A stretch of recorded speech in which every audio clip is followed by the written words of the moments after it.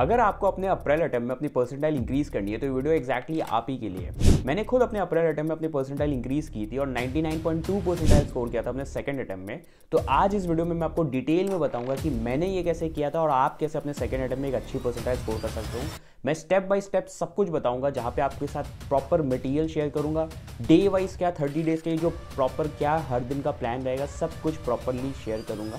बाकी video start करते एक हाई मोटिवेशन के साथ और एक कमेंट कर देना कि आपका क्या टारगेट परसेंटाइल है अपने सेकंड अटेम्प्ट में और उसके साथ साथ क्या आपका टारगेट कॉलेज है।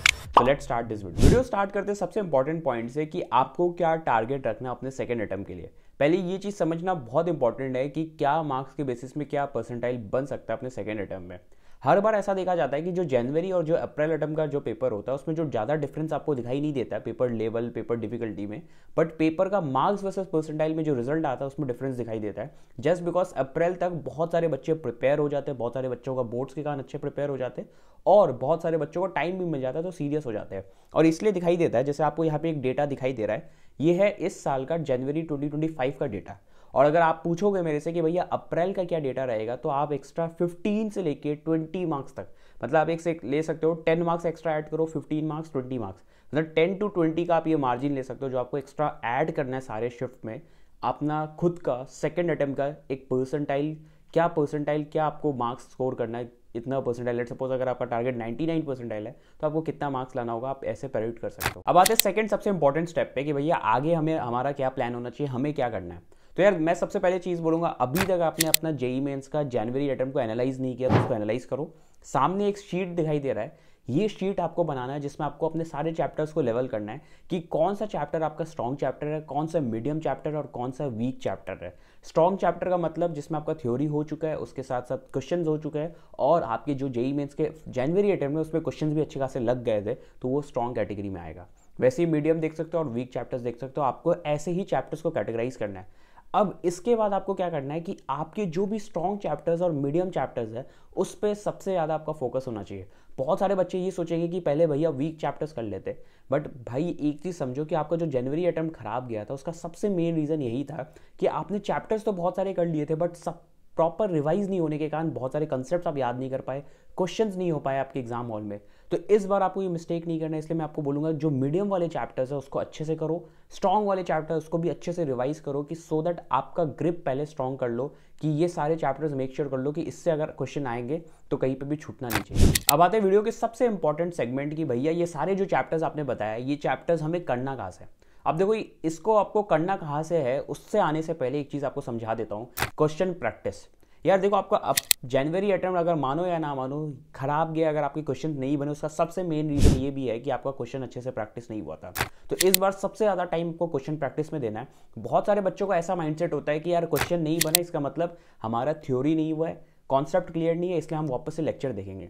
तो ये चीज़ मैं आपको बोलूँगा यार, जो भी चैप्टर्स नहीं हुए, आपके क्वेश्चंस नहीं बन रहे और आपकी थ्योरी हो चुकी है, तो मैं बोलूँगा वापस से थ्योरी पे मत जाओ, अपने जो नोट्स है उसको रिवाइज करो और क्वेश्चन पे आओ। क्वेश्चन कैसे आना है, सॉल्व एग्जाम्पल करो, डेली एक चैलेंज लो कि मेरे को 100 क्वेश्चन करने हैं फिजिक्स केमिस्ट्री मैथ्स मिला के। 100 क्वेश्चन टिल आपके जेईई मेंस एग्जाम तक देखोगे तो आप टोटल 3000 क्वेश्चन ऐसे कवर कर सकते हो अगर आपके 30 डेज का टाइम इंटरवल मैं लेके चलता हूँ। ये चीज़ बहुत इंपॉर्टेंट है, आपको डेली 100 क्वेश्चन प्रैक्टिस करना है। तो कमेंट में बता दो कि आप इस चैलेंज के लिए रेडी हो या नहीं। I will do 100 question daily. Questions में यार देखो आपके सॉल्व एग्जांपल्स है, उसके साथ साथ आपके जो नोट्स के इलस्ट्रेशन क्वेश्चन है वो भी करना है और उसके साथ साथ पीवाईक्यूज भी करना है। अब पीवाईक्यूज में बता देता हूँ आपको कौन कौन से ईयर के करने हैं, 2020, 2021, 2022 ये सब के भी करने हैं। लास्ट प्रीवियस ईयर के तो करने ही, इन सब ईयर्स के भी इसलिए करने हैं क्योंकि इस बार मेंस के पहले अटेम्प्ट में देखा गया कि बहुत सारे जो क्वेश्चंस थे वो उसी लेवल के पूछे गए थे। तो आपको 2020, 2021, 2022 के भी पीवाईक्यूज करने हैं। अब थ्योरी का अगर मैं बात करूँ तो थ्योरी अगर आपके कुछ चैप्टर्स ऐसे है कि जो आपने बिल्कुल भी नहीं कर रखा और वो इंपॉर्टेंट चैप्टर्स में से है और आपके पास टाइम है कि आप वो चैप्टर्स कर सकते हो, तो मैं आपको बोलूँगा वन शॉट प्रेफर कर लो। फुल लेंथ लेक्चर आपके पास टाइम नहीं है, आप मंजिल के वन शॉट देख सकते हो और भी यूट्यूब पे बहुत सारे वन शॉट मिल जाएंगे। आपके कुछ क्रैश कोर्स अगर आपने ले रखा है तो उसके भी लेक्चर्स होंगे, छोटे छोटे लेक्चर्स आप वहाँ से कर सकते हो। तो आप जो भी चैप्टर्स आपके थोड़ा बहुत ही किया आपने या फिर बिल्कुल भी नहीं हुआ बट वो इंपॉर्टेंट चैप्टर के कैटेगरी में है, तो आप उसको वहाँ से लेक्चर से कर सकते हो। अदरवाइज मेरा यही कहना होगा कि आप जितना कर रहे हो उसको अच्छे से करके जाओ, यही सबसे इंपॉर्टेंट चीज़ है, बिकॉज हमारे पास इतना टाइम भी नहीं है कि हम पूरा का पूरा सिलेबस भी कवर कर लें। अब आते हैं वीडियो के एक और इंपॉर्टेंट सेगमेंट में, विच इज़ मॉक टेस्ट। यार जनवरी में क्या देखा गया था कि बच्चों ने ना लास्ट के 10 डेज में मॉक पेपर्स लगाना स्टार्ट किया था, जो कि बहुत गलत चीज़ था। इसलिए अभी से मैं आपको बोलूँगा कि अभी से 30 डेज के अराउंड आपका जो भी बचा है टाइम, इसमें आपको मॉक पेपर्स लगाना है डेली। मतलब आप ट्राई करो कि एटलीस्ट 3 मॉक टेस्ट आपको एक हफ्ते में देना है। फर्स्ट 2 वीक्स में 3 मॉक टेस्ट देना है। जेईई मेंस अप्रैल अटेम्प्ट के लिए प्रिपेयर कर रहे हो तो इस बार भूल से भी जनवरी अटेम्प्ट वाली गलती मत करना। मॉक पेपर्स लगाना जेईई प्रिपरेशन का सबसे इंपॉर्टेंट पार्ट होता है, और मॉक पेपर्स लगाने के लिए I recommend Oswaal new pattern JEE mains book, जिसमें आपको 10 new pattern without choice mock test papers मिलेंगे, जो कि फुल्ली सॉल्व पेपर्स होंगे विद शॉर्टकट्स। बाकी यार इसमें आपको 1000 प्लस प्रैक्टिस क्वेश्चन का फीचर्स मिलेगा। एग्जाम रेडीनेस के लिए आपको mind maps, mnemonics, appendix via QR code मिलेगा। एग्जाम वैल्यूएबल इंसाइट्स मिलेगा with expert tips to crack JEE mains exam, और उसके साथ साथ आपको examination analysis with latest 5 year trend, chapter wise trend analysis मिलेगा। बाकी ये 100% अपडेटेड है, जिसमें आपको जनवरी 2024 के पेपर्स, अप्रैल के पेपर्स सब कुछ मिलेंगे। बाकी इसका लिंक मैंने डिस्क्रिप्शन में ऐड कर दिया, वहाँ से आप जाके ले सकते हो उसको। आपको मैं बोलूँगा ऑल्टरनेट डेज में मॉक पेपर्स देना स्टार्ट कर दो, बहुत हेल्प करेगा। और ऐसा मत करना कि बस चैप्टर टेस्ट दे रहे हो, फुल सिलेबस देना स्टार्ट कर दो, क्योंकि मोर और लेस बहुत सारे बच्चों ने ना अपना जनवरी अटेम्प्ट में सिलेबस थोड़ा बहुत कंप्लीट कर लिया। तो इस बार फुल सिलेबस टेस्ट दो, on the basis of what ever chapters you have completed, आपको उसी के बेसिस में आपको मार्किंग देना है। और मॉक टेस्ट देने से पहले आपको रिवाइज करना है सारे चैप्टर्स। आप आइदर शॉर्ट नोट से रिवाइज कर सकते हो, या फिर आपके जो भी फॉर्मूला शीट्स या जो भी चीज़ आपने बनाया।